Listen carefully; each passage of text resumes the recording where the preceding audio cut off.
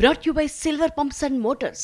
Top quality और consistent performance के लिए सिर्फ सिल्वर पंप्स नाम याद रखना. చాప కింద నీరులా దేశంలో కరోనా వ్యాపిస్తోంది. ఇక ఏపీ తెలంగాణలో కూడా కోవిడ్ యాక్టివ్ కేసులు మెల్లగా పెరుగుతున్నాయి.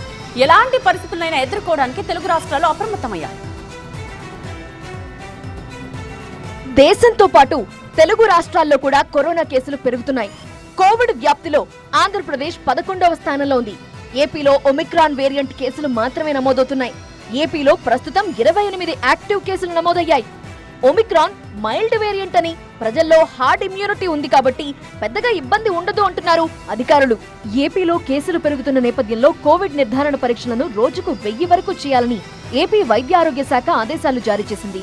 పాత జీజీహెచ్ల్లో రోజుకు 100 చొప్పున, కొత్త జీజీహెచ్ల్లో రోజుకు 50 చొప్పున పరీక్షలకు కిట్లు ఏర్పాటు చేసుకోవాలని అధికారులు ఆదేశించారు. అన్ని హాస్పిటల్స్లో కలిపి స్టేట్లో 500 శాంపుల్స్ వరకు సిమ్టమాటిక్ కేసులు శాంపుల్స్ వరకు టెస్ట్ చేయడానికి ఏర్పాటు చేశాము.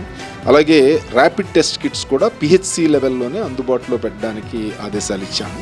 సో ఐసోలేషన్ బెడ్స్ మనం ఆర్గనైజ్ చేస్తున్నాము ఈ మెయిన్ హాస్పిటల్స్లో.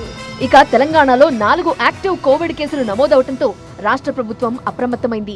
రాష్ట్ర స్థాయిలో, జిల్లాల స్థాయిలో కంట్రోల్ రూమ్లు ఏర్పాటు చేసింది.